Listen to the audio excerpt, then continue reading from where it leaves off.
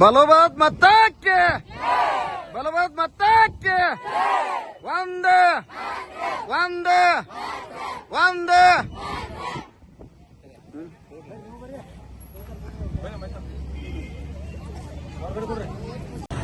527 ಜನ ವೀರ ರಕ್ಷಣಕಾರರು ಪ್ರಾಣ ಆಹುತಿಯ ಬಲಿದಾನವನ್ನು ಕೊಡುವುದರ ಮೂಲಕ ಸುಮಾರು 14,000 ಸೈನಿಕರಿಗೆ ಗಾಯಾಳುಗಳನ್ನು ನೀಡಿಕೊಡುವುದು ಸಹ ಅತ್ಯಂತ ಯಶಸ್ವಿಯಾಗಿ ಶತ್ರುಗಳ ಎದೆ ಒಡೆದು ಕಾರ್ಗಿಲನ್ನು ಗೆದ್ದಿರತಕ್ಕಂಥ ಇತಿಹಾಸವನ್ನು ಮೆರೆಯುವ ಈ ಜುಲೈ 26ನೇ ತಾರೀಕು ರಾಷ್ಟ್ರದಾದ್ಯಂತ ಕಾರ್ಗಿಲ್ ವಿಜಯ ದಿವಸ ಎಂಬತಕ್ಕಂಥ ಐತಿಹಾಸಿಕ ದಿನಕ್ಕೆ ನಾವೆಲ್ಲ ಪ್ರತಿ ವರ್ಷ ಸಾಕ್ಷಿಯಾಗ್ತಾ ಇದ್ದೇವೆ. ಈ ಒಂದು ಯುದ್ಧ, ಈ ಒಂದು ಗೆಲುವು ನಮ್ಮ ಭಾರತೀಯ ಸೈನ್ಯದ ಶಕ್ತಿ, ಸಾಮರ್ಥ್ಯ, ಅಪ್ರತಿಮ ಹೋರಾಟದ ತ್ಯಾಗವನ್ನು ಇಡೀ ಜಗತ್ತಿಗೆ ಸಾರಿರ್ತಕ್ಕಂಥ ಒಂದು ಅದ್ಭುತವಾಗಿರುವ ಸುವರ್ಣ ದಿವಸ.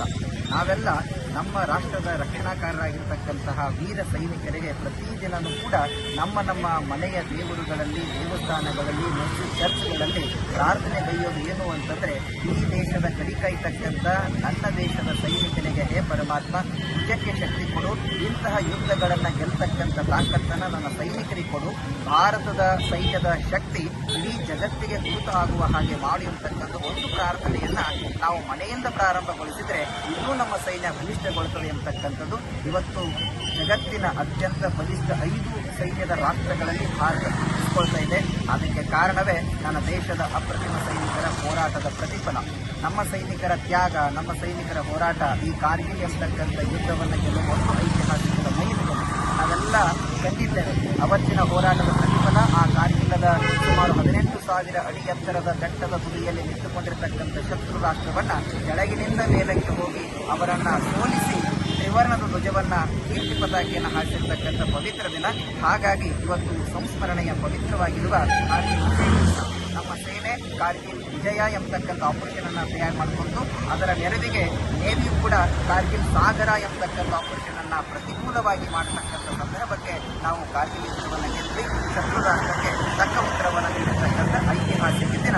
60 ದಿನಗಳ ಸುದೀರ್ಘ ನಡೆದಿರ್ತಕ್ಕಂಥ ಈ ಯುದ್ಧದ ಯಜ್ಞದಲ್ಲಿ ಭಾರತೀಯ ಸೇನೆ ಮೈಲುಗಲ್ಲನ್ನು ಮೆಟ್ಟಿ ವಿಜಯದ ಪತಾಕೆಯನ್ನು ಹಾರಿಸಿರ್ತಕ್ಕಂಥ ಒಂದು ಸಂಸ್ಮರಣೆಯ ದಿನವನ್ನು ಹುಕ್ಕೇರಿ ಪಟ್ಟಣದಲ್ಲಿ ಮಾಜಿ ಸೈನಿಕರ ಕ್ಷೇಮಾಭಿವೃದ್ಧಿ ಸಂಘ ಅದರ ಅಧ್ಯಕ್ಷರಾಗಿರ್ತಕ್ಕಂತಹ ಮಹಾದೇವ ಬನ್ನಕಗಳವರ ನೇತೃತ್ವದಲ್ಲಿ ಎಲ್ಲ ನಿವೃತ್ತ ಸೈನಿಕರು, ಹಾಲಿ ಸೈನಿಕರು, ಆಮೇಲೆ ಆರಕ್ಷಕರು, ಪತ್ರಿಕಾ ಮಾಧ್ಯಮದ ಎಲ್ಲ ಪ್ರತಿನಿಧಿಗಳು ಅತ್ಯಂತ ಯಶಸ್ವಿಯಾಗಿ ಶಾಲಾ ಮಕ್ಕಳು, NCC ಇನ್ನಿತರ ನಾಗರಿಕರು ಪಾಲ್ಗೊಂಡು ಈ ಕಾರ್ಗಿಲ್ ವಿಜಯವನ್ನು ಯಶಸ್ವಿಯಾಗಿರ್ತಕ್ಕಂಥ ಆಚರಣೆ ಮಾಡಿದ್ದಾರೆ. ತುಂಬ ಖುಷಿಯಾಗ್ತಾ ಇದೆ.